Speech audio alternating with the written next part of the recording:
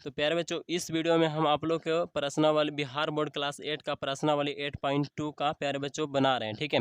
और इससे पीछे हम आप लोग को एक वीडियो दिए हैं, उसमें आप लोग को प्रश्नावली 8.2 को बनाने के लिए एक क्या है फार्मूला का इस्तेमाल जितना भी करना है उस सभी को बारे में उसमें डिस्कशन किए हैं प्यारे बच्चों।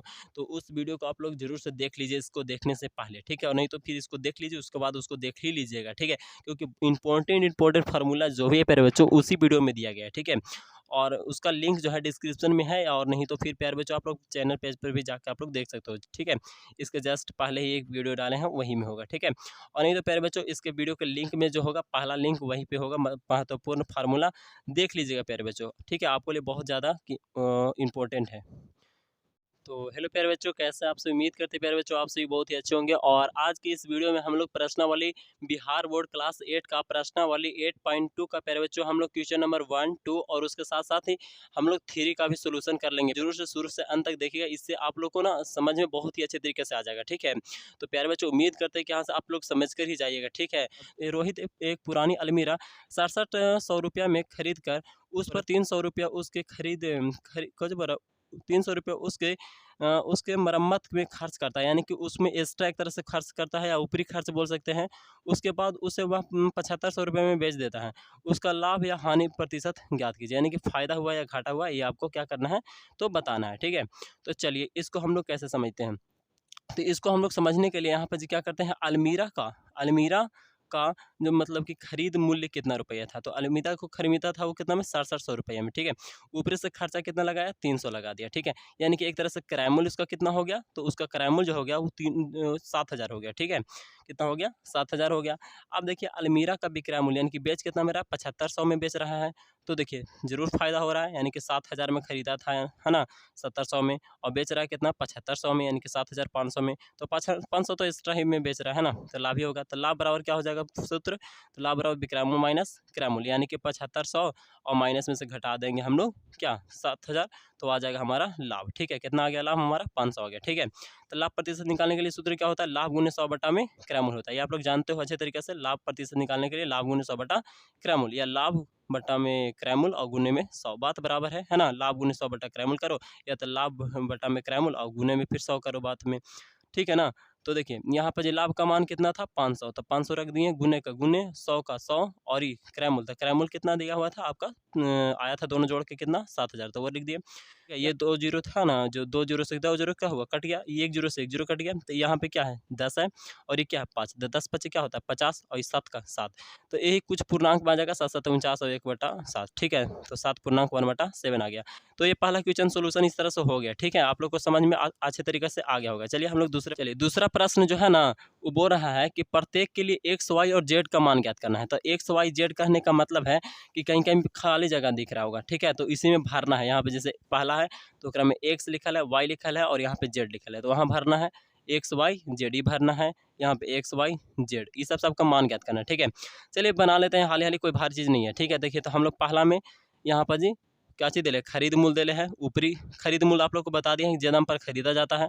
ऊपरी व्यय यानी कि ओकरा में और एक्स्ट्रा खर्चा करता है, पैसा उर्चा बनावे में, सुधारे में, जो भी करे में, लावे ले जाए में, है ना। फिर क्रय मूल्य, क्रय मूल्य क्या होता है, तो क्रय मूल्य यानी कि टोटल खर्चा कितना हो गया, है ना।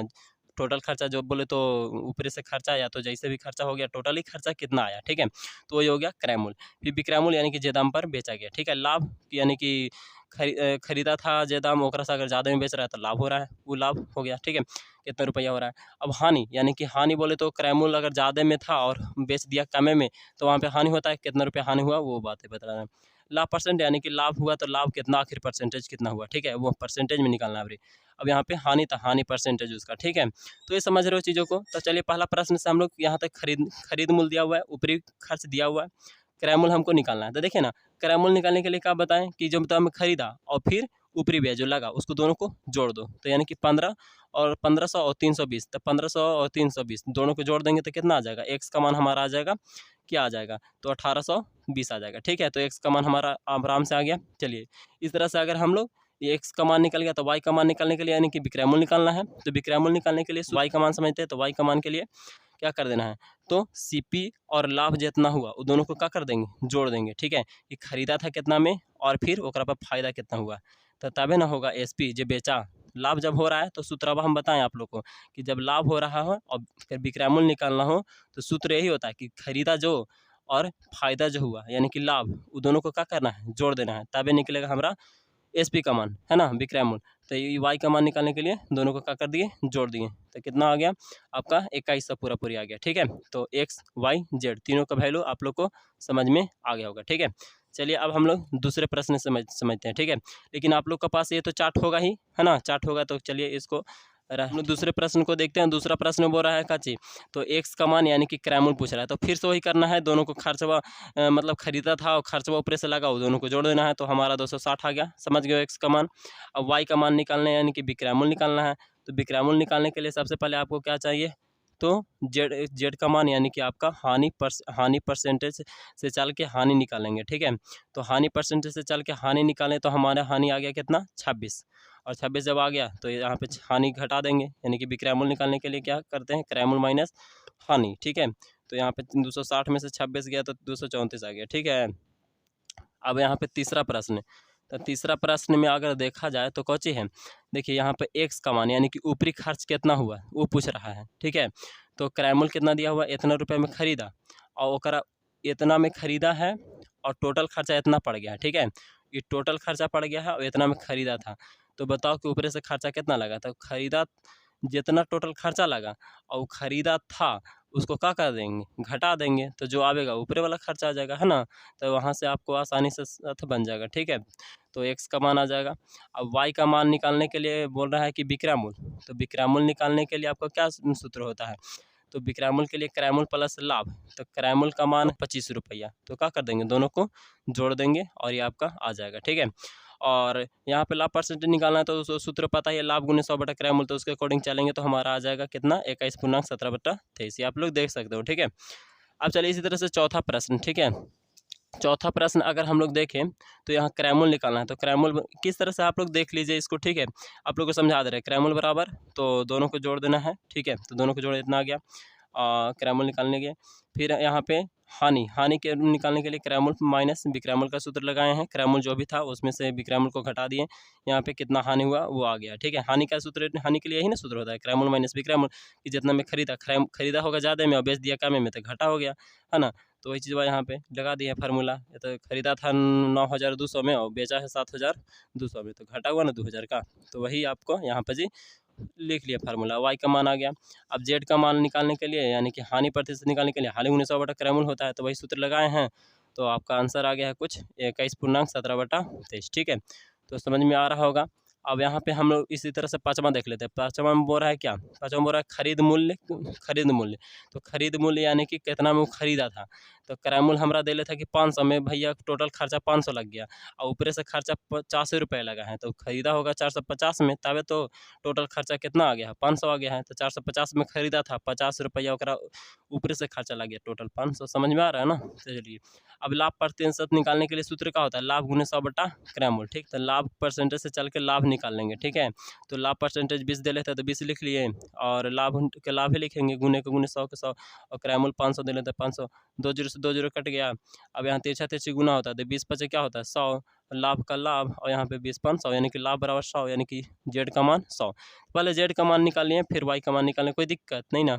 चलिए, यहाँ पे विक्रय मूल्य बराबर क्या होता है, क्रय मूल्य प्लस लाभ, यानी कि क्रय मूल्य कितना है 500 होता है, 500 लिख दिए, प्लस में लाभ यानी कि 100 रुपया, तो वो दोनों को जोड़ दिए तो वाई का मान आ गया कितना 600। ठीक है, आप इसको यहाँ भी रख सकते हो, इसको यहाँ भी, कोई दिक्कत नहीं है प्यारे बच्चों। ठीक है, चलिए आगे वाला प्रश्न यानी कि तीसरा प्रश्न को समझते हैं। इसमें तीसरा आप लोग के प्यारे बच्चों आखिरी प्रश्न होगा। ठीक है, और आगे का वीडियो जो है आगे, अब अगला वीडियो में हमें मिल जाएगा आप लोग आगे का प्रश्न। ठीक है, तो आगे का प्रश्न है जो अगले वीडियो में मिलेगा, तो जरूर से चैनल को सब्सक्राइब कर लीजिएगा।